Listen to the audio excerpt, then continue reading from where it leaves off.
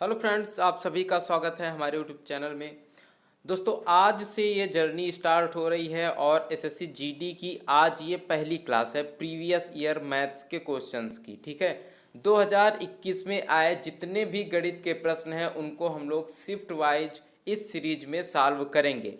आज 16 नवंबर 2021 की first shift morning shift का ये पेपर है और इसमें जितने प्रश्न मैथ्स के आए हैं 25 प्रश्नों को इस वीडियो में सॉल्व किया गया है। ठीक है, तो इसका इजी और ट्रिकी सॉल्यूशन इस वीडियो में मैं आपको बताऊंगा करना।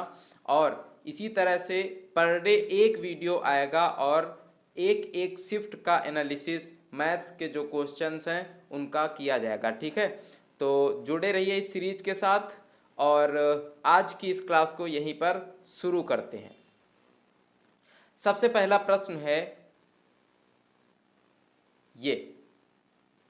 ठीक है दोस्तों, आप लोग कॉपी और पेन लेकर के बैठिए, आप वीडियो को पुश करिए और सबसे पहले प्रश्न को सॉल्व करने की कोशिश करिए। ठीक है, और उसके बाद फिर से वीडियो को देखिए और अगर आपको प्रश्न नहीं आ रहा है तो बड़े ध्यान से देखिए, अगर आ रहा है तो देखिए कि आपका जो अप्रोच है, आपका जो तरीका है उससे मेरा तरीका कितना अलग है और क्या मेरा इजी है या आपका इजी है, और उसके हिसाब से आप ये डिसाइड करिए कि आपको प्रश्न को किस तरह से सॉल्व करना है। ठीक है ना, लेकिन सबसे पहले आपको क्या करना है, वीडियो को रोकना है और प्रश्न को सॉल्व करना है। ठीक है, तो इस प्रश्न को सॉल्व करिए।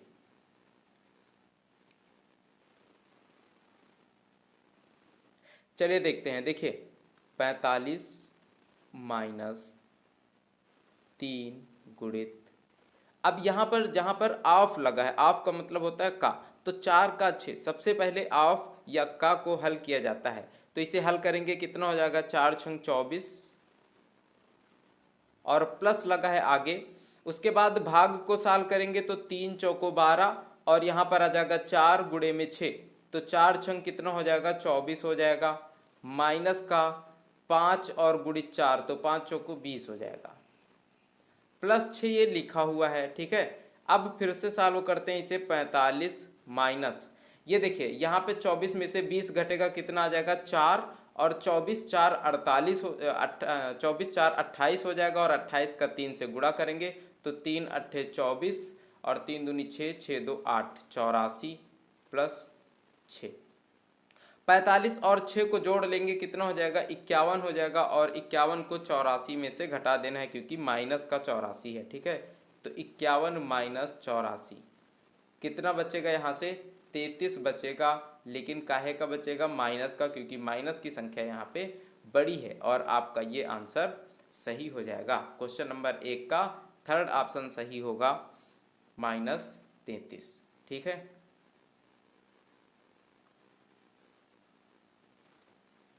चलिए अगले प्रश्न की तरफ बढ़ते हैं।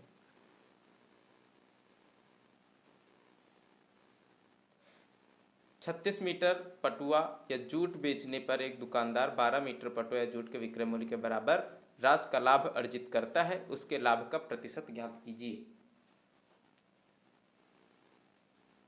देखिए यहाँ पे क्या करना है कि 12 मीटर पटुआ के विक्रय मूल्य के बराबर लाभ प्राप्त करता है, तो हम मान लेंगे कि 1 मीटर जूट का विक्रय मूल्य जो होगा एसपी वो होगा 1 रुपये, ये हम मान लेते हैं। ठीक है, तो यहाँ पर प्रॉफिट कितना होगा, जो प्रॉफिट होगा वो होगा 12 रुपये का, क्योंकि 12 मीटर विक्रय मूल्य के बराबर लाभ हो रहा है तो प्रॉफिट होगा 12 मीटर का। और एसपी सेलिंग प्राइस कितना होगा, सेलिंग प्राइस टोटल, क्योंकि 36 मीटर बेचा गया है, 1 रुपये का 1 मीटर है तो 36 रुपये का हो जाएगा। टोटल जो सेलिंग प्राइस होगा एसपी होगा वो हो जाएगा 36। यहाँ पर अगर सीपी निकाला जाए, कास्ट प्राइस निकाला जाए, 36 का बेचने पर 12 का लाभ होता है, तो सीपी बराबर क्या होता है दोस्त, सीपी बराबर होता है एसपी माइनस का प्रॉफिट। ठीक है, अगर विक्रय मूल्य में लाभ को घटा दिया जाए तो क्रय मूल्य निकल आएगा, तो लाभ घटा देंगे इसमें क्रय मूल्य विक्रय मूल्य में, तो क्रय मूल्य कितना आ जाएगा, 24 रुपये आ जाएगा। अब जो हमारा प्रॉफिट है, लाभ प्रतिशत है, लाभ प्रतिशत हमेशा किस में निकाला जाता है, कास्ट प्राइस पे निकाला जाता है, सीपी पे निकाला जाता है। तो क्या कर देंगे, 12 बटे में 24, ऊपर 12 रहेगा प्रॉफिट, बटे में यहाँ पे क्रय मूल्य गुणे 100 प्रतिशत, यहाँ से कितना निकल करके आ जाएगा 12 दूनी 24 और 2 से 100 को काटेंगे कितना आ जाएगा 50%। यानी जो लाभ प्रतिशत होगा वो क्या हो जाएगा हमारा 50%। ऑप्शन ये सही हो जाएगा। ठीक है, लास्ट ऑप्शन सही हो जाएगा। अगला प्रश्न देखते हैं। कक्षा 9 और कक्षा 10 में छात्रों की संख्या क्रमशः 42 और 45 है। ठीक है, कक्षा 9 और 10 में लड़कों और लड़कियों की संख्या का अनुपात, देखिए ये कक्षा 9 है और इसमें यहाँ पर लड़कों और लड़कियों का अनुपात, बॉयज़ और गर्ल का अनुपात दिया गया है। ठीक है, कितना है अनुपात 9:5 है, जबकि यहाँ पर संख्या कितनी है 42 है। तो सबसे पहले इसे जोड़ेंगे, 9 और 5 कितना होगा 14, 14 यूनिट बराबर 42 के, तो 1 यूनिट बराबर कितना आएगा 3, 14 तिया 42, 1 यूनिट बराबर 3 कक्षा 9 के लिए। ठीक है, 1 यूनिट बराबर कितना है 3 के, तो 9 यूनिट बराबर कितना होगा 9 त्रिका 27 और 5 यूनिट बराबर कितना होगा 5 तिया 15। ठीक है, 27 और 15 हो जाएगा। ठीक है, और जो कक्षा 10 है, कक्षा 10 के लिए जो रेशियो दिया गया है 8 और 7 दिया गया है, तो 8 7 15 और 15 यूनिट बराबर यहाँ पर टोटल संख्या कितनी है 45, तो 1 यूनिट बराबर यहाँ भी कितना आ जाएगा 3 आ जाएगा। अब यहाँ पे 8 है तो 8 यूनिट बराबर कितना होगा 8 त्रिक 24 और यहाँ पे 7 है तो 7 यूनिट बराबर कितना होगा 7 त्रिक 21 होगा। पूछा जा रहा है कि दोनों कक्षाओं में मिलाकर लड़कों की कुल संख्या और लड़कियों की कुल संख्या का अंतर कितना है। तो हम क्या करेंगे, इन्हें जोड़ लेंगे या फिर दोनों में ऊपर ऊपर घटा लेते हैं, बॉयज़ और गर्ल को यहाँ पे माइनस कर लेते हैं, तो कितना आ जाएगा यहाँ पे 2 और 1। ठीक है, 12 आ जाएगा और यहाँ पे कितना आ जाएगा 3 और ये 12 और 3 मिला करके कितना हो जाएगा 15। बस इनके बीच का जो अंतर है वो कितना है दोस्तों 15 है, बस यही हमारा आंसर हो जाएगा। ठीक है, तो इनके बीच का अंतर कितना आ जाएगा 15 आ जाएगा। अगला प्रश्न देखिए, कुछ इस तरह से दिया गया है, पूछा जा रहा है इसका मान कितना रहेगा। देखिए यहाँ पे अगर हम लोग चाहें ना तो इसे यूनिट डिजिट से भी निकाल सकते हैं, इकाई के अंक से भी निकाल सकते हैं। यहाँ पे जितने परसेंट लगे हैं उतने में बटे 100 हो जाएगा, बटे 100 बटे 100 बटे 100, तो 3 बार बटे 100 बटे 100 होगा, यानी 10 की घात 6 से 10 की घात 6, तो ये कैंसिल हो जाएगा। अब बचेगा कितना है, सब गुणा ही तो है, तो गुणा कर लेंगे। ये इकाई का अंक 2 है, 2 से 4 का गुणा, 2 गुणते 4 गुणते 7 गुणते 2, तो 4 दूनी 8, 8 सती 56 और 56 में इकाई का अंक क्या है 6, इसका गुणा 2 से करेंगे तो 6 दूनी 12। यहाँ पे कितना इकाई का अंक आ जाएगा 2 और एक ही ऑप्शन ऐसा है जिसमें इकाई का अंक 2 है, बस यही आंसर हमारा सही हो जाएगा। या फिर इसे आप चाहें तो और भी सॉल्व कर सकते हैं। ठीक है ना। अगला प्रश्न अगर देखेंगे तो यहाँ पे 112 सेंटीमीटर गुणित 44 सेंटीमीटर गुणित 25 सेंटीमीटर विमाओं वाले एक ठोस धातु के बने आयताकार ब्लॉक को पिघलाया जाता है। ठीक है, तो ये आयताकार ब्लॉक है, लेकिन यहाँ पर लंबाई चौड़ाई ऊंचाई तीनों चीजें तीन विमाएं दी गई हैं, इसका मतलब ये क्या होगा एक घनाभ होगा। ठीक है, और तो घनाभ का क्या होता है आयतन होता है, और घनाभ का आयतन क्या होता है यही लंबाई गुणित चौड़ाई गुणित ऊंचाई, यही इसका आयतन होता है। ठीक है, अब 35 सेंटीमीटर त्रिज्या वाले एक बेलन के रूप में ढाला जाता है, बेलन के वक्र पृष्ठ का क्षेत्रफल ज्ञात करो। तो सबसे पहली बात तो यह है कि अगर ये घनाभ है और यहाँ पे बेलन बनाया जाता है तो बेलन का आयतन और घनाभ का आयतन बराबर होगा, क्योंकि जो मटेरियल है वो उतना ही रहेगा। और बेलन का आयतन क्या होता है दोस्त पाई आर स्क्वायर इंटू एच होता है, पाई आर स्क्वायर इंटू एच बराबर यही आ जाएगा, क्या आ जाएगा इसी का आयतन 112 गुणे 44 गुणे 25।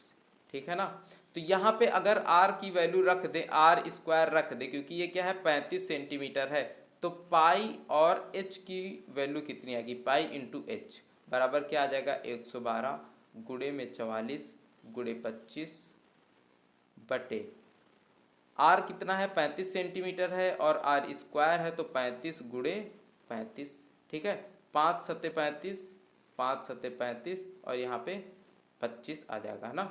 यहाँ पे देखिए 5 पंचे 25 और ये 25 कैंसिल हो जाएगा। ठीक है, अब 7 से ये कट जाएगा तो 7 एकम 7, 7 छंग 42, 16 गुणित 44 बटे 7 बराबर कितना आ जाएगा 16 चौको 64 और 64×6 = 704/7। पाई इंटू एच की वैल्यू कितनी है? 704/7। लेकिन पूछा जा रहा है कि बेलन का वक्र पृष्ठ का क्षेत्रफल क्या होगा। बेलन के वक्र पृष्ठ का क्षेत्रफल होता है 2πr/h और पाई इंटू एच की वैल्यू कितनी है? 704/7। पाई की वैल्यू और एच की वैल्यू यहाँ पे 704/h है और आर की वैल्यू कितनी है? 35 है। तो सीधे सीधे यहाँ पे वैल्यू रख देंगे 2 गुणित पाई इंटू एच की वैल्यू 704/7 और आर की वैल्यू कितनी है? यहाँ पे त्रिज्या आर बराबर त्रिज्या 35 दिया गया है, तो 35। ठीक है, 7 से काट देंगे, 7×5 = 35, 5 दूनी 10 और बराबर कितना आ जाएगा? 70, 40। बस यही हमारा आंसर हो जाएगा। ठीक है, आंसर कितना आ जाएगा? 70, 40 आ जाएगा। क्लियर है? आगे बढ़ते हैं। आगे देखिए क्वेश्चन नंबर 6 दिया गया है कि साधारण ब्याज की एक निश्चित वार्षिक दर पर एक धनराशि पर प्राप्त मिश्रधन 4 वर्ष के बाद कितना हो रहा है? 4 वर्षों के बाद, 4 वर्ष में 13,200 और 8 वर्ष में 16,400 हो रहा है। ठीक है,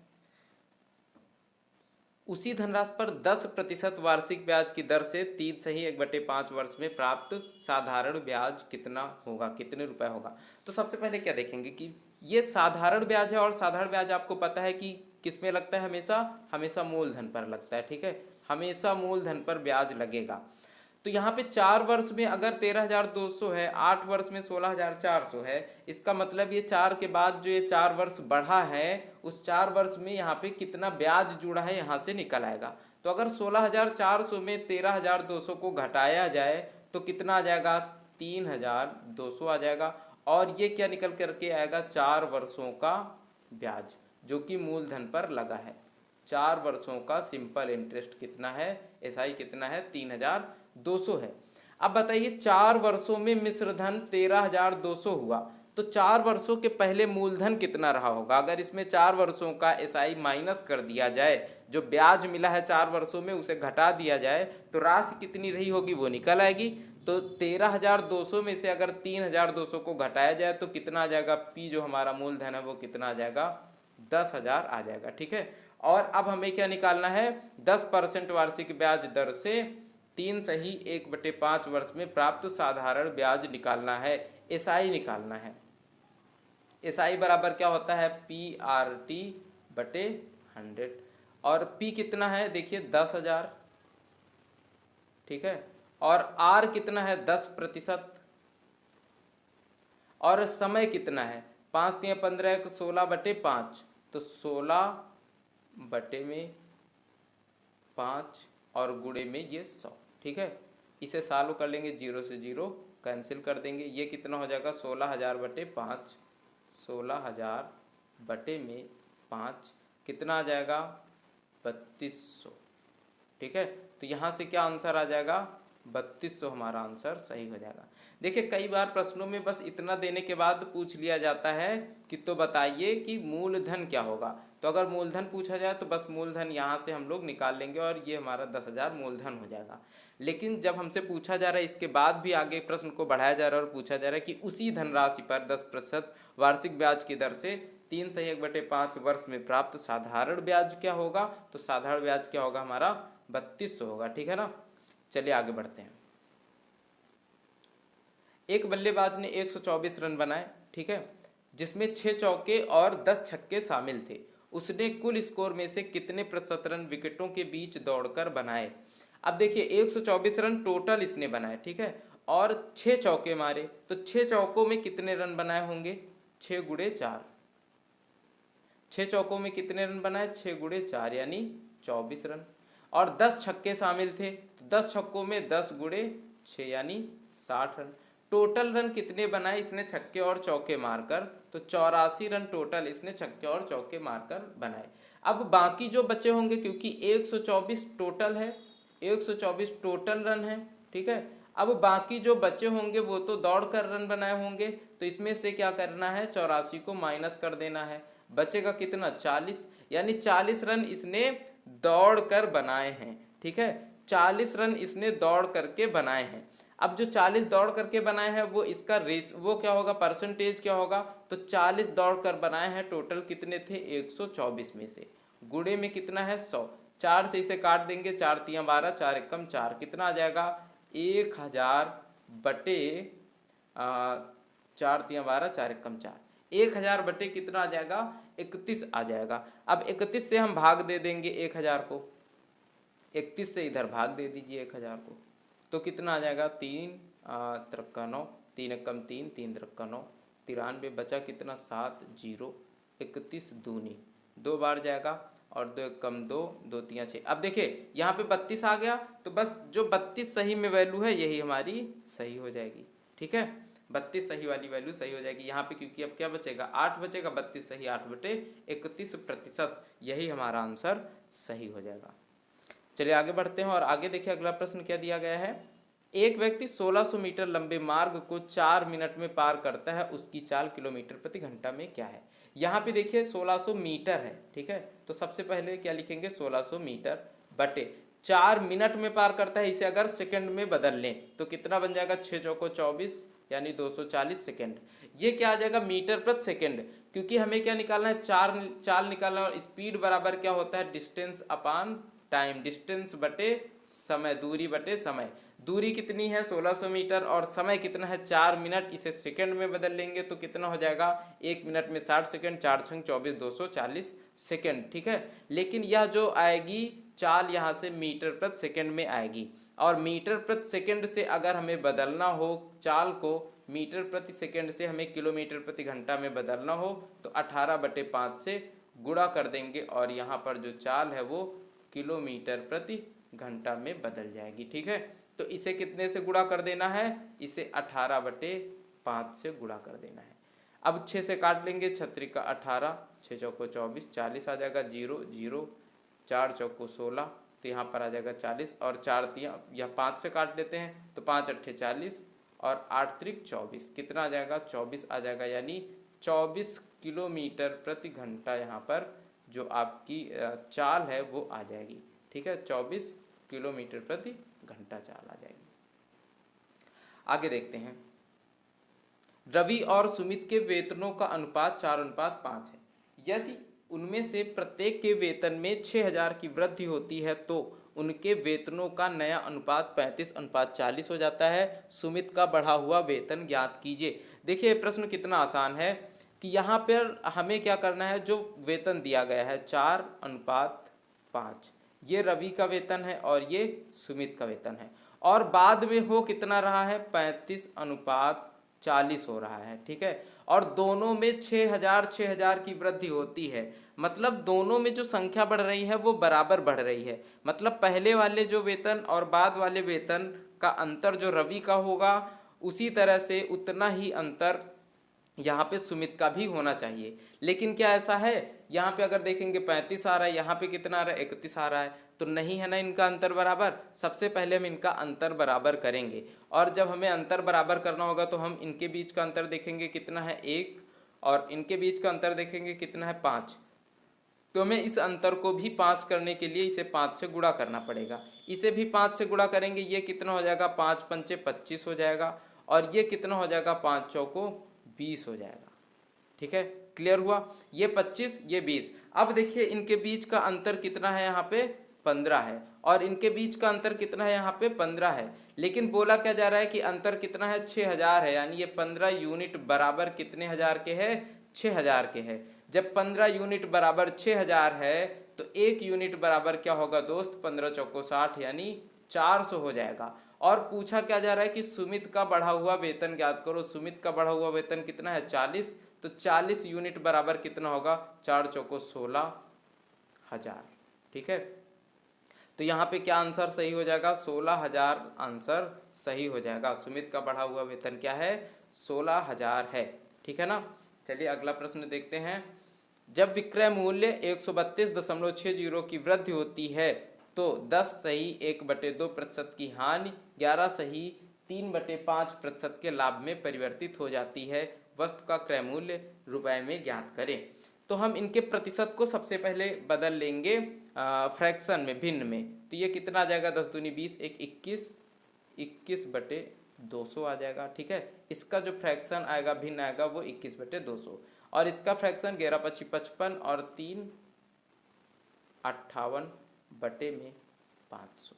ठीक है, अब हम क्या करेंगे, अब ये जो फ्रैक्शन बना है यहाँ पर ये हानि का फ्रैक्शन है, तो यहाँ पे जो नीचे वाली संख्या है ये क्या है, सीपी है, क्रय मूल्य है, और ये ऊपर क्या है, लॉस, जो हानि हुई है ये हानि है, और नीचे वाली संख्या यहाँ पर सीपी है, ऊपर वाली संख्या क्या है, प्रॉफिट है। ठीक है, अब देखिए हम क्या करेंगे, क्योंकि दोनों तो सेम एक ही वस्तु है ना, तो दोनों का सीपी बराबर होना चाहिए। अब दोनों का सीपी बराबर करने के लिए हमें इसको 5 से गुणा करना पड़ेगा।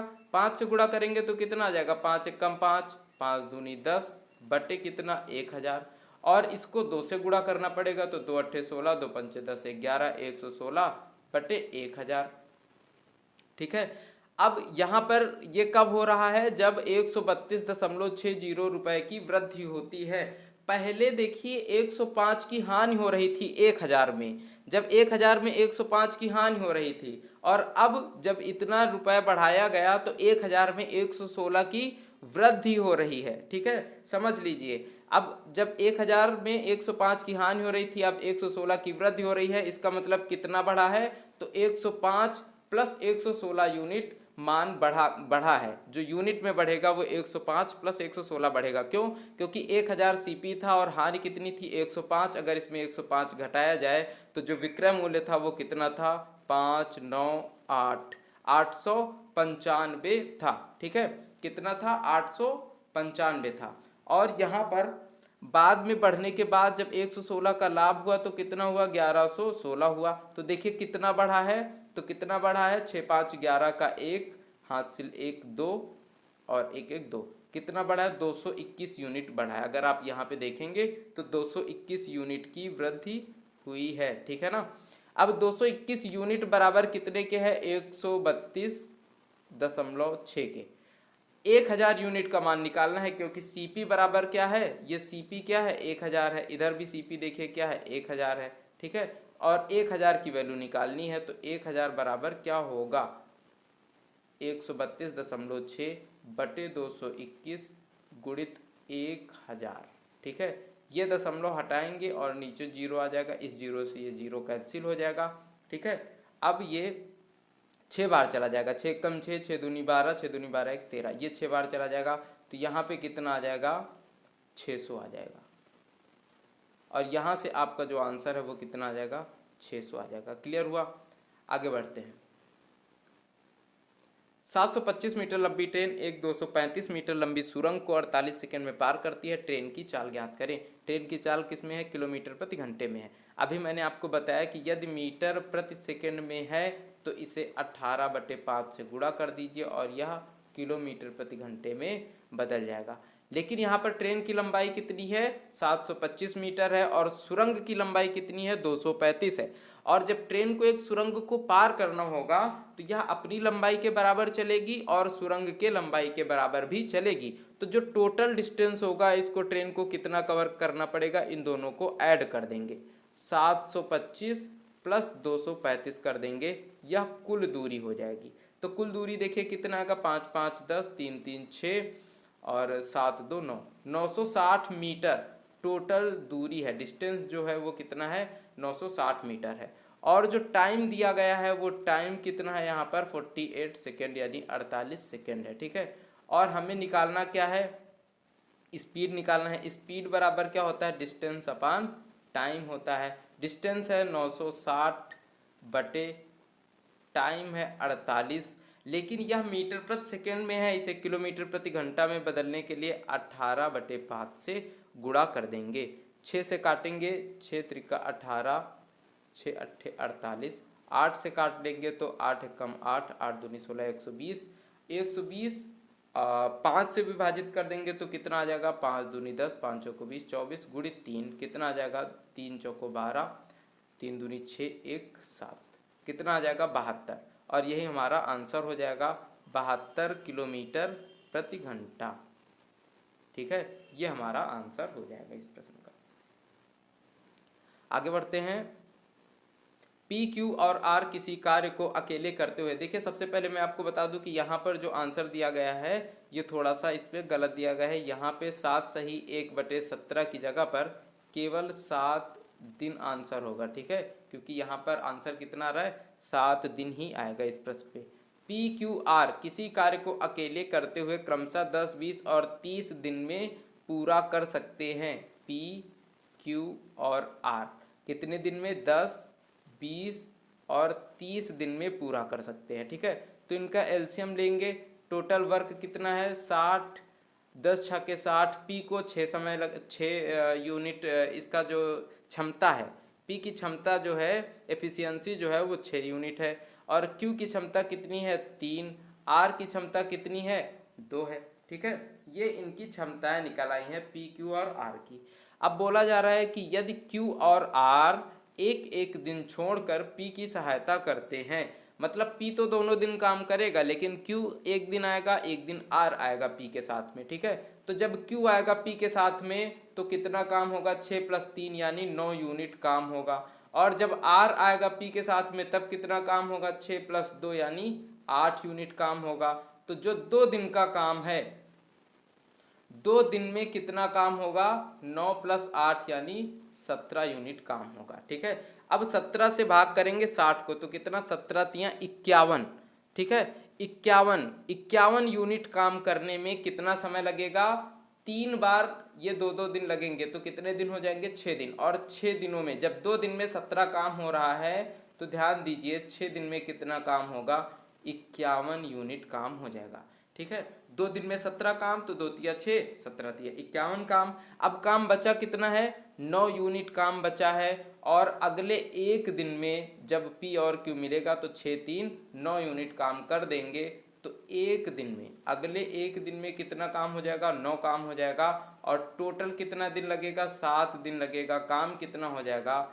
60 काम कंप्लीट हो जाएगा। बस टोटल कितने दिन लगे, 7 दिन लगे, उस कार्य को कितने दिन में पूरा किया जाएगा, 7 दिनों में पूरा कर लिया जाएगा, ठीक है।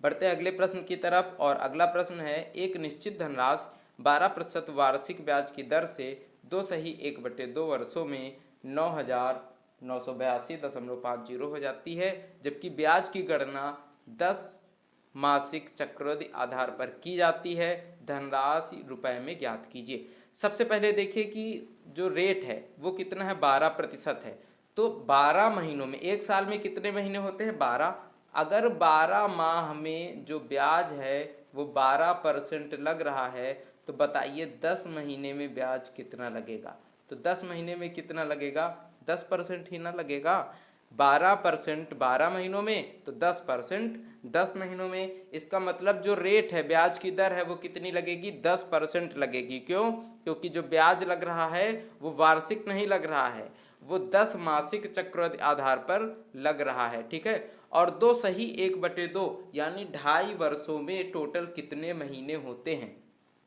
तो 2 वर्षों में 12 दूनी 24 और 6 30 महीनों की बात हो रही है। 2.5 वर्ष बराबर 2 सही 1/2 वर्ष बराबर कितने महीने, 30 महीने।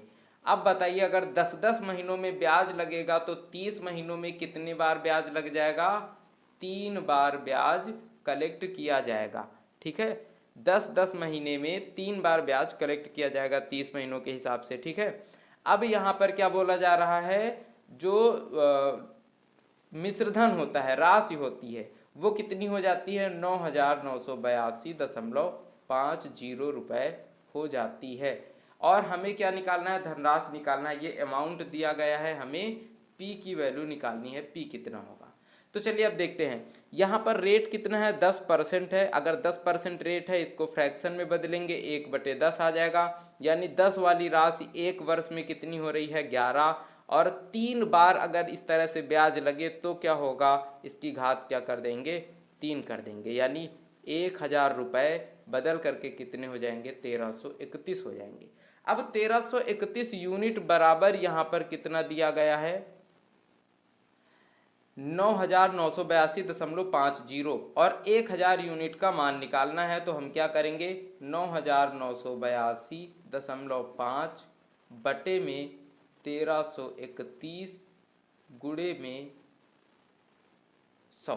ठीक है, अब यहाँ पर देखेंगे कि कितना आएगा। तो 1331 से इसे भाग करते हैं 9982 को, कितने बार जाएगा? 13 छंग 78, 13 सत्ती 91, 7 बार जाएगा, है ना। चलिए भाग करके देख लेते हैं। 1331 से भाग करते हैं 9982.5 को। ठीक है, 7 बार सबसे पहले जाएगा, तो 7 एकम 7, 7 त्रिक 21, 7 त्रिक 21 2, 23, 7 कम 7 2 9, बचेगा कितना यहाँ पे? 5, 6 और 9 में से 3 जाएगा तो 6 और यहाँ पर आएगा 5। 5 बार चला जाएगा तो 5 एकम 5, 5 15। ठीक है, अब आगे इस तरह से कट जाएगा। यहाँ पे कितना आ जाएगा? जब 1331 से काटेंगे तो आ जाएगा 7.5। 100 से गुणा करा देंगे, सॉरी 1000 है क्योंकि 1000 यूनिट का मान निकालना था ना, तो 1000 से गुणा करा देंगे, कितना आ जाएगा? 7500 आ जाएगा। तो यहाँ पर ऑप्शन नंबर 3 आपका सही हो जाएगा इस प्रश्न में। ठीक है,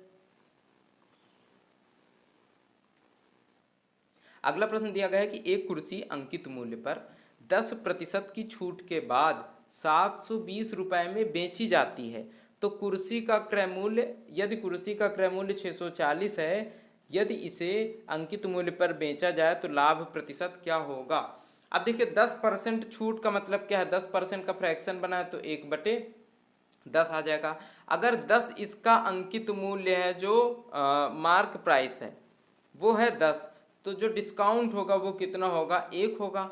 और जब डिस्काउंट के बाद बेचा जाएगा तो सेलिंग प्राइस कितना हो जाएगा? 9 यूनिट, और 9 यूनिट बराबर कितना है? 720 के है। ठीक है, 9 यूनिट बराबर 720 के है, क्योंकि क्या कहा जा रहा है कि 10% छूट के बाद 720 में बेची जाती है, तो 9 यूनिट बराबर 720। तो मार्क प्राइस क्या होगा? जो अंकित मूल्य होगा वो क्या होगा? 10 यूनिट का मान हमें निकालना है। 9 8 72, 1 यूनिट बराबर 80, तो 10 यूनिट बराबर 800 आ जाएगा। ठीक है, और मार्क प्राइस आया है 800, कुर्सी का क्रय मूल्य जो सीपी है वो है 640। यदि कहा जा रहा है कि 800 में ही बेच दी जाए, इसका जो एसपी है, सेलिंग प्राइस है, उसे 800 ही कर दिया जाए, उसे अंकित मूल्य पर ही बेच दिया जाए, तो लाभ का प्रतिशत क्या होगा? तो लाभ प्रतिशत क्या होगा? 160 रुपए का लाभ होगा यहाँ से, और कितने में? 640 में, क्योंकि लाभ किस में निकाला जाएगा? हमेशा क्रय मूल्य में। 640 में 160 का लाभ होगा, गुणे कितना है? 100। ठीक है, क्योंकि हमें प्रतिशत निकालना है। तो 16 से काट देंगे 160 से, 16 चौको 64, और 4 से काटेंगे, कितना आ जाएगा? 25 आ जाएगा। यही 25% हमारा आंसर हो जाएगा इस प्रश्न के लिए। अगला प्रश्न यहाँ पर देखिए क्या दिया गया है।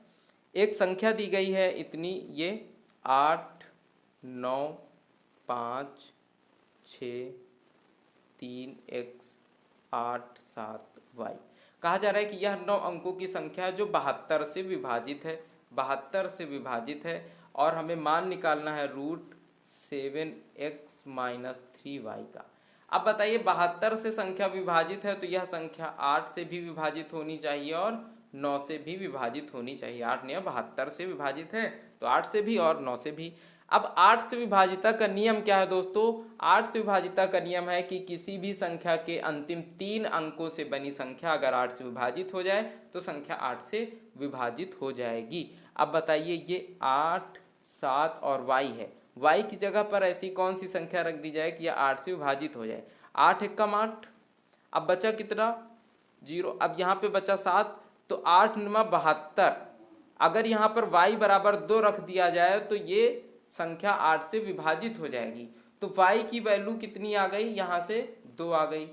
अब बताइए यहाँ पर हम y बराबर अगर 2 रख देते हैं और संख्या अब 9 से विभाजित होनी चाहिए, और 9 से विभाजिता का रूल क्या है कि संख्या के सभी अंकों का योग अगर 9 से विभाजित हो जाए तो संख्या 9 से विभाजित हो जाएगी। तो जहाँ जहाँ पर हमें 9 मिल रहा है पहले तो उसे हटा देंगे। 7 और +2 ये भी 9 हो जाएगा, इसे भी हटा देंगे, और 6 और 3 9 ये भी हटा देंगे। बचेगा कितना? ये 8 8 5 13 और 8 8 16 और 16 16 5 21। ठीक है, 21 में कितना जोड़ दें कि संख्या 9 से विभाजित हो जाए? तो 6 जोड़ दें, अगर 21 + 6 कर दे तो 27 हो जाएगा, संख्या 9 से विभाजित हो जाएगी। तो x की वैल्यू कितनी निकल करके आ गई, 6 आ गई।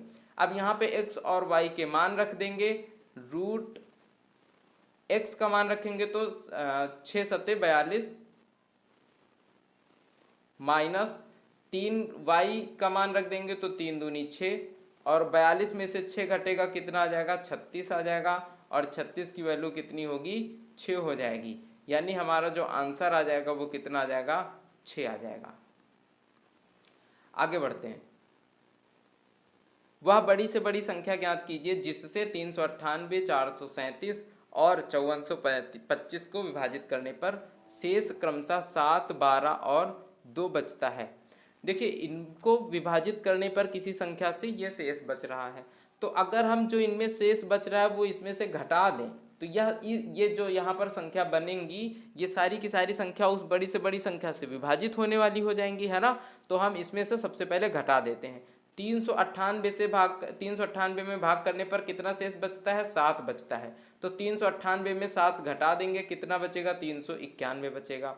ठीक है। और 437 में भाग करने पर 12 शेष बचता है, तो इसमें से 12 को घटा देंगे, कितना बचेगा, 425 बचेगा। और 5425 में भाग करने पर 2 शेष बचता है, तो 5423 बचेगा। अब हम इनका मासा निकाल लेंगे, और मासा निकालने के लिए छोटी संख्या से इससे बड़ी संख्या में भाग करेंगे। 391 एक बार जाएगा, यहाँ पर आएगा 4 और यहाँ पर आएगा 3। ठीक है। और फिर 34 से भाग करेंगे, 34 से भाग करेंगे 391 को, 34 एकम 34, यहाँ पर आएगा 5 1, फिर 34 एकम 34, यहाँ पर आ जाएगा 7 1 17, और 17 से अब भाग करेंगे 34 को तो पूरी तरह से कट जाएगा, 17 दूनी 34। अब देखिए 17 या 17 का कोई गुणनखंड हमारा एलसीएम होता, एचसीएफ होता। ठीक है, या तो 17 या 17 का कोई गुणनखंड।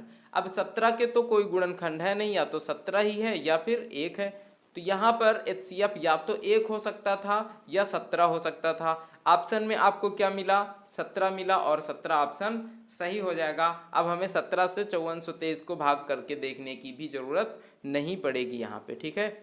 अब आगे बढ़ते हैं, और आगे प्रश्न क्या दिया गया है, ए और बी के वेतन का अनुपात 6:7 है। यदि बी के वेतन में 5 सही 1/2% की वृद्धि होती है तो उसका कुल वेतन 1,47,700 हो जाता है। ए का वेतन रुपए में ज्ञात करो। सबसे पहले देखेंगे कि यहाँ पे जो हो रहा है, क्या हो रहा है, वृद्धि हो रहा है परसेंट में। इसे हम बनाएंगे फ्रैक्शन, बदलेंगे फ्रैक्शन में। तो 5 दूनी 10, 1 11, 11/200, यानी 200 में कितने की वृद्धि हुई, 11 की, और वृद्धि के बाद कितना हो जाएगा, ये 211 हो जाएगा। लेकिन बोला क्या जा रहा है, 1,47,700 हो जाता है, यानी 211 यूनिट बराबर कितना है, 1,47,700। ठीक है। अब हम इसको इससे विभाजित कर लेंगे तो 1 यूनिट बराबर कितना आ जाएगा, 7 बार जाएगा, 7 एकम 7, 7 एकम 7, 7 दूनी 14, तो कितना आ जाएगा, 700 आ जाएगा। 1 यूनिट बराबर 700। और वेतन क्या होगा, ये वृद्धि के पहले वेतन कितना था, 200 यूनिट था, तो 200 यूनिट का मान कितना होगा, 7 दूनी 14। ठीक है, कितना हो जाएगा, 1,40,000। यानी वृद्धि के पहले जो वेतन था वो था 1,40,000, और जब वृद्धि के पहले 1,40,000 वेतन था बी का, तो बी का वेतन यहाँ पे देखेंगे कितने यूनिट है, 7 यूनिट। 6:7 में ये है बी का वेतन और ये है ए का वेतन। बी का वेतन क्या है, 1,40,000, और ये 7 यूनिट का मान है, 7 बराबर है 1,40,000 के।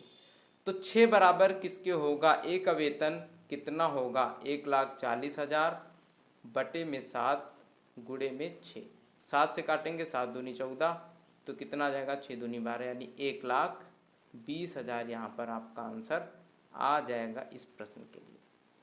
ठीक है ना। चलिए आगे बढ़ते हैं। और ये प्रश्न दिया गया है 2,760 की धनराशि को इस प्रकार 2 भागों में विभाजित कीजिए कि जब उन्हें 5% वार्षिक साधारण ब्याज की दर पर क्रमशः 2 और 4 वर्षों के लिए निवेशित किया जाता है तो उन पर प्राप्त होने वाले मिश्र धन बराबर होते हैं। निवेश किए गए दूसरे भाग की राशि ज्ञात करो। दूसरे भाग की राशि हमें बतानी है, तो हम 2 भाग मान लेते हैं। एक भाग है x और दूसरा भाग है y। x प्लस वाई बराबर कितना होगा 2760 ही होगा। ठीक है, अब हमें क्या करना है कि एक राशि को, इस वाले को, दोनों को 5% वार्षिक ब्याज पर निवेश करना है, लेकिन जो ये वाली राशि है इसको 2 वर्षों के लिए, जब ये 2 वर्षों के लिए निवेशित होगी तो इस पर ब्याज क्या मिलेगा, साधारण ब्याज क्या मिलेगा, 5 दूनी 10। पहली राशि पर हमें 10% का साधारण ब्याज मिलेगा और दूसरी राशि पर हमें 5 चौको 20% का साधारण ब्याज मिलेगा। x पर 10% और y पर 20% का ये क्या मिलेगा, साधारण ब्याज। ठीक है, लेकिन बोला जा रहा है कि उन पर प्राप्त होने वाले मिश्रधन बराबर होते हैं। अगर x का 10% ब्याज है तो मिश्रधन कितना होगा, x का 110% इसका मिश्रधन हो जाएगा। ठीक है, और y में 20% ब्याज मिलता है तो 120% इसका मिश्रधन हो जाएगा। यहाँ से 100 से 100 कैंसिल हो जाएगा, 0 से 0 कैंसिल हो जाएगा, x बटे वाई कितना आ जाएगा, 12/11 आ जाएगा। ठीक है, यहाँ से हम क्या करेंगे, x और y का रेशियो हमने निकाल लिया। x और y क्या माने थे, 2 राशियां माने थे। अब दूसरे भाग की राशि हमें ज्ञात करना है, यानी 11 यूनिट का मान निकालना है और टोटल कितना दिया गया है, 2760 टोटल दिया गया है। x और y को जोड़ लेंगे तो कितना आएगा, 2 1 3 और 2 23 यूनिट से भाग करेंगे और 11 से गुणा कर देंगे, ये हमारा काहे का मान आ जाएगा, y का मान आ जाएगा। जब 23 से भाग करेंगे तो 23 एक कम 23 बचेगा, यहाँ पे 4, 23 दूनी 46, 120 गुणित 11, y बराबर कितना आ जाएगा, 11 0 0, 11 दूनी 22, 11 कम 11 और 2 13, तो कितना आ जाएगा, 1320 आ जाएगा। यानी दूसरी जो राशि है वो कितनी थी, 1320 थी। ठीक है, आगे बढ़ते हैं और आगे देखिए एक ये फिर से वैल्यू दी जा रही है, इसको सरल करना है।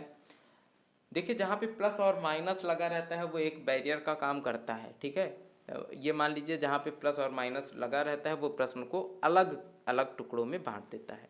तो जहाँ पे प्लस और माइनस है उसके आसपास जो भी हम उसे सॉल्व कर सकते हैं। जैसे यहाँ पर 7 गुणे 3, तो अब हम ये इंतजार नहीं करेंगे कि सबसे पहले भाग को सॉल्व करें तभी इसको सॉल्व करेंगे। ठीक है, यहाँ पे प्लस लगा है तो हम 7 गुणे 3 को सॉल्व कर सकते हैं। ठीक है ना, तो यहाँ पे इसे सॉल्व करेंगे, कितना आ जाएगा, 7 त्रिक 21 प्लस 5 माइनस ये कितना हो जाएगा, 3 दूनी 6 यानी 2 आ जाएगा, माइनस का 9 है और ये प्लस 5 से भाग करेंगे तो 5 ने 45 और 9 गुणित 4 9 चौको 36 हो जाएगा, माइनस का कितना आ जाएगा, 45 आ जाएगा। ठीक है, ये प्लस का 36 है, ये माइनस का 45 है। अब यहाँ पे देखिए 9 और 2 11, 21 में से घटा देंगे बचेगा 10, 10 प्लस 5 15 हो जाएगा और 15 प्लस 36 घटा देंगे 45 में से तो कितना बचेगा, 9 बचेगा। माइनस का लेकिन यहाँ पे 9 बचेगा क्योंकि 45 बड़ा है, तो यहाँ पे माइनस का 9 बच जाएगा, 15 माइनस 9। ठीक है, और इसके बाद अब यहाँ पे क्या बचेगा, 9 6 15 यानी प्लस का 6 आपका आंसर यहाँ पे आ जाएगा। ये है सही उत्तर। ठीक है ना, चलिए आगे बढ़ते हैं और अगला प्रश्न है, अनु किसी कार्य को कार्य करने में बिन्नी से 4 गुना कार्यकुशल है। अनु जो है यह कोई कार्य बिन्नी से 4 गुना ज़्यादा तेजी से कर लेती हैं। मतलब अगर बिन्नी की क्षमता 1 है तो अनु की क्षमता कितनी होगी, 4। ये क्या है, इनकी एफिशिएंसी है यानी क्षमता है। वे एक साथ मिलकर किसी कार्य को 7 घंटे में पूरा करती हैं। अब बताइए ये 1 घंटे में कितना काम करेंगी, तो अगर इनकी क्षमता 4 है, इनकी क्षमता 1 है, तो 1 घंटे में 4 1 5 यूनिट काम करेंगी। ठीक है, 5 यूनिट काम करेंगी और दोनों मिल करके कितने घंटे करती हैं, 7 घंटे। तो 7 घंटों में काम टोटल कितना हो जाएगा, 7 पंचे 35, यानी टोटल काम कितना था, 35 था। तो ये दोनों 7 घंटे में पूरा कर लेती थी। लेकिन कहा जा रहा है कि अनु अकेले उसी कार्य को कितने घंटों में पूरा करेगी, तो अनु की क्षमता कितनी है, 4, इसी काम को कितने घंटे में पूरा करेंगी, 7 पंचे 35, 35/4 घंटों में। ठीक है, और ये आंसर यहाँ पे सही हो जाएगा।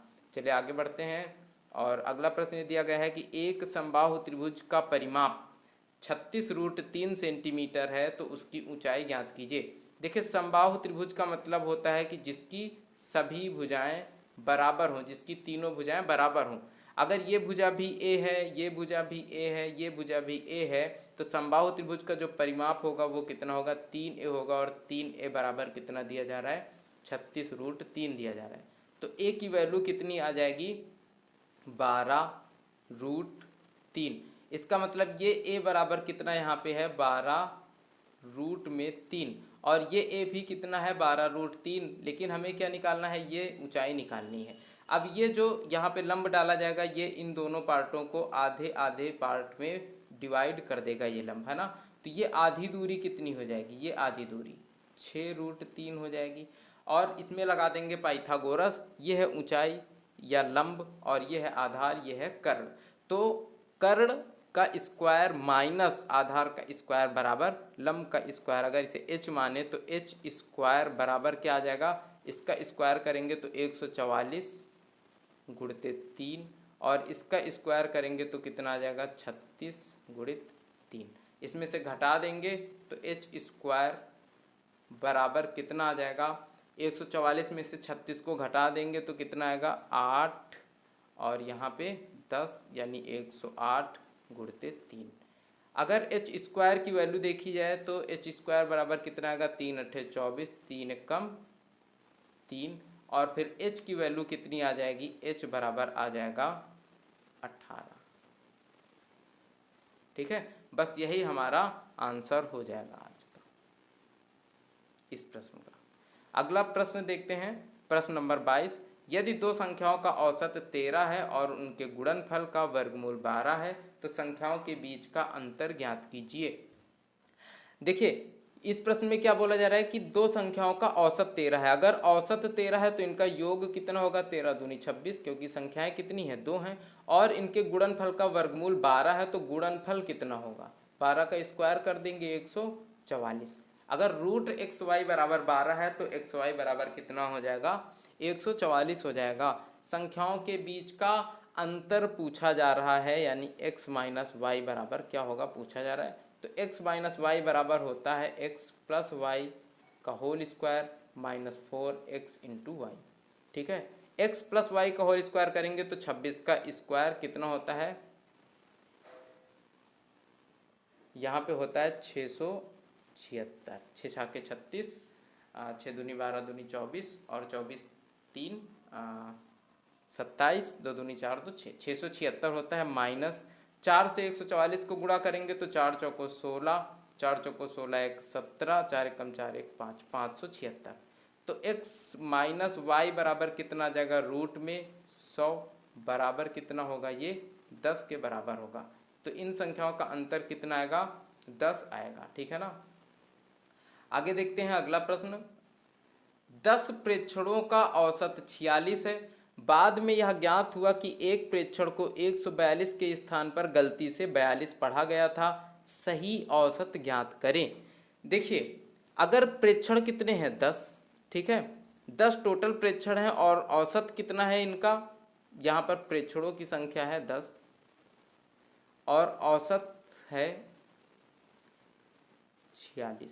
ठीक है, 142 के स्थान पर गलती से 42 पढ़ा गया था, यानी टोटल कम कितना पढ़ा गया था, 100 कम पढ़ा गया था, और सही औसत ज्ञात करना है। तो यहाँ पे जो बढ़ेगा वो कितना बढ़ेगा, +100 बढ़ेगा। एक प्रेक्षण में कितना बढ़ेगा, अगर टोटल में 100 बढ़ेगा और प्रेक्षण है 10, तो एक प्रेक्षण में कितना बढ़ेगा, 100/10, यानी एक प्रेक्षण में कितना बढ़ेगा, 10। तो औसत में टोटल कितना बढ़ जाएगा, 46 + 10 बराबर कितना आ जाएगा, 56 आ जाएगा। ये इसका आसान सा तरीका है। और अगर आप चाहें तो इसमें क्या कर सकते हैं, सबसे पहले इनका योग निकाल सकते हैं। योग बराबर क्या हो जाएगा, 460 हो जाएगा। ठीक है, अगर इसे दूसरी तरीके से निकाला जाए तो योग बराबर 460 हो जाएगा। और फिर 42, 142 के स्थान पर 42 पढ़ा गया था, यानी 100 कम पढ़ा गया था, तो 100 इसमें बढ़ा देंगे तो कितना हो जाएगा, 560 हो जाएगा। फिर प्रेक्षण कितने हैं, 10 हैं, 10 से भाग कर देंगे तो कितना आ जाएगा, 56 आ जाएगा। यही आंसर आएगा, चाहे आप इस तरीके से लगा लें या फिर इस तरीके से लगा लें, है ना। चलिए आगे बढ़ते हैं और अगला प्रश्न देखते हैं। एक टेलीविज़न 14,500 में उपलब्ध था। दिवाली की सेल के दौरान कीमत घटकर 11,890 रुपये हो गई। छूट प्रतिशत ज्ञात कीजिए, कितना छूट मिला है। तो देखिए, 14,500 अगर था पहले, ठीक है, MP।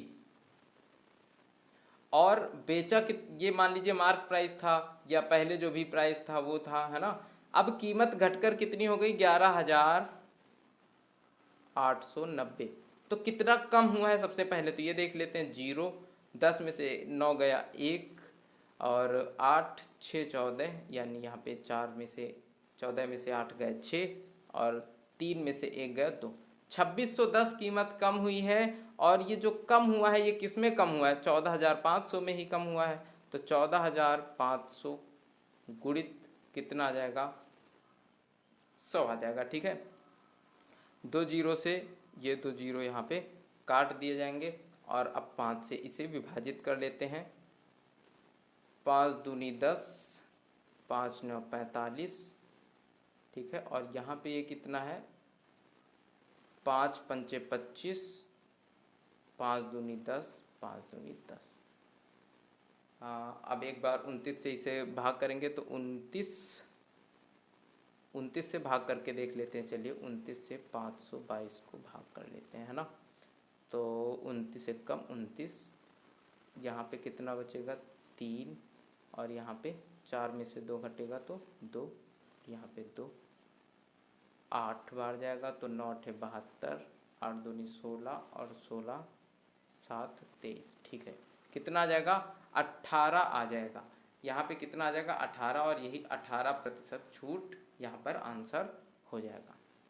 आगे बढ़ते हैं, और ये आज का लास्ट प्रश्न है। एक दुकानदार एक वस्तु को 20% लाभ पर बेचता है। यदि उसने इससे इसके मूल क्रय मूल्य से 20% कम मूल्य पर खरीदा होता और इसे 10 रुपये कम मूल्य पर बेचता तो उसे 25% का लाभ होता। वस्तु का क्रय मूल्य ज्ञात कीजिए। तो एक दुकानदार एक वस्तु को कितने लाभ पर बेचता है, 20%, यानी अगर 100 रुपये की वस्तु थी तो कितने में बेचता है, 120 यूनिट में बेचता है। 100 यूनिट की वस्तु 120 यूनिट में बेचता है। या फिर इसे ऐसे मान लेते हैं कि 100x की जो सामान थी वो कितने में बेचता है, 120x में बेचता है ना। इसके बाद इसके मूल क्रय मूल्य में 20% कम मूल्य पर खरीदा होता। ये इसका CP है, मूल क्रय मूल्य है। लेकिन कहा जा रहा है कि इससे 20% कम में खरीदा होता, यानी 80x में खरीदा होता, और इसे 10 रुपये कम में बेचता तो उसे 25% का लाभ मिलता। 80x में अगर हम 25% लाभ को जोड़ दें, 25% इसमें जोड़ दें तो कितना आ जाएगा, 100x आ जाएगा। देखिए कैसे जोड़ेंगे, 80x का 25% कितना हो जाएगा, 25 चौको 100, यानी 4 दूनी 8, 20x हो जाएगा, और 80 में 20x जोड़ देंगे 100x हो जाएगा। और कहा जा रहा है कि ये कितने कम मूल्य पर बेचता, 10 रुपये। पहले 120x में बेच रहा था, अब कितने में बेच रहा है, 100x में कितना कम किया, माइनस का 20x किया। लेकिन ये कितना बोल रहा है कि 10 रुपये कम, तो 20x बराबर कितना होगा, 10 होगा। x बराबर कितना होगा, 1/2 हो जाएगा। और CP पूछा जा रहा है कि इसका कास्ट प्राइस क्या होगा, क्रय मूल्य क्या होगा। क्रय मूल्य कितना है, 100x है, तो 100x बराबर कितना होगा, 100 गुणित 1/2, यानी कि 50 रुपये। तो किस कीमत पर यह बेचेगा, मतलब इसका क्रय मूल्य कितना होगा, क्रय मूल्य होगा 50 रुपये, और यही इसका आंसर सही हो जाएगा। ठीक है दोस्तों, तो ये थी आज की क्लास। इसमें 25 क्वेश्चन कराए गए आपको। 16 तारीख की फर्स्ट शिफ्ट में जो प्रश्न आए थे मैथ्स के वो आपको कराए गए हैं। वीडियो कैसी लगी है कमेंट करके बताइएगा। अगर अच्छी लगी हो तो लाइक भी कर दीजिएगा, और अपने दोस्तों के साथ भी शेयर करिए इस वीडियो को। सभी लोगों को जोड़िए और उन्हें भी बताइए कि SSC GD की तैयारी अच्छे से अभी से अगर आप करेंगे तभी आपको सफलता संभव हो पाएगी। ठीक है, तो मिलते हैं नेक्स्ट क्लास में। तब तक के लिए बाय बाय, टेक केयर, अपना ख्याल रखिए।